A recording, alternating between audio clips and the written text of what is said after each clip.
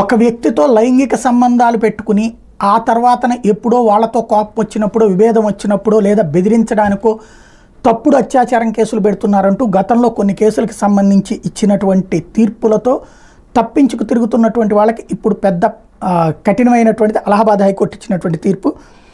అమ్మాయి ఇష్టంతో లైంగిక సంబంధం పెట్టుకున్నా సరే ఆ సంబంధం భయంతో కొనసాగితే రేప్ కేసుగాని పరిగణించాలని అలహాబాద్ హైకోర్టు స్పష్టం చేసింది.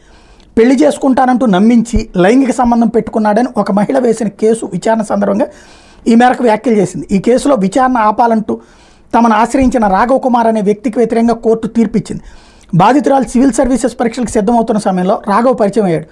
ఆమెను మత్తుమందిచ్చి శారీరక సంబంధం పెట్టుకున్నాడు. తర్వాత పెళ్లి చేసుకుంటానని నమ్మించి బలవంతంగా ఆ బంధాన్ని కొనసాగించాడంటూ బాధితురాలు ఆగ్రా జిల్లా పోలీస్ స్టేషన్లో కంప్లైంట్ చేసింది.